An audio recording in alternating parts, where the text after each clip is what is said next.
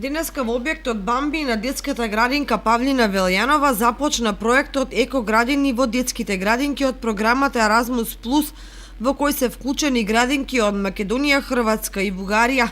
Со проектот се опфатени вработените во институциите од предшколска возраст со голема вклученост и на најмладите сограѓани.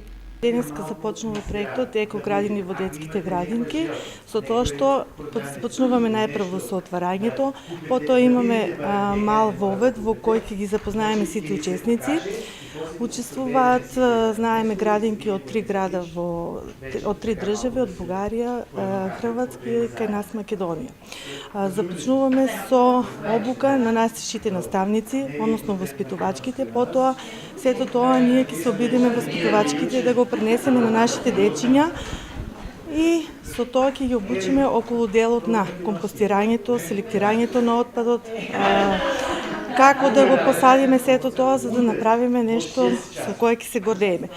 Потоа започнуваме на практичен дел во кој веќе ни се припремани дел од нашите градини во објект 1, овде Бамби, и објект 3 Сончогледи.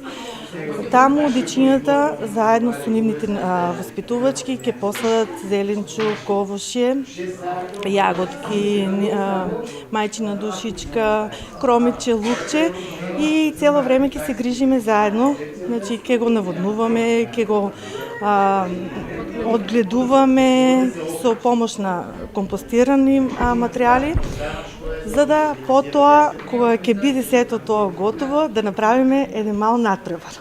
Според Николина Немец од градот Лудберг, кој е водечки партнер на проектот, следуваат уште 2 обуки кои што ќе се одржат во Бугарија и во Хрватска. Во текот на реализацијата на активностите, детските градинки ќе бидат во постојан контакт.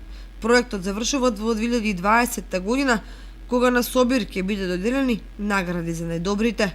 Третиот проект од програмата Еразмус Плюс во Кочани говори за зголемените напори на образовните институции подржани од комуналното јавно претпријатие Водовод и граѓанскиот сектор да се направи мал, но значаен напредок во примената на современи практични и едукативни методи.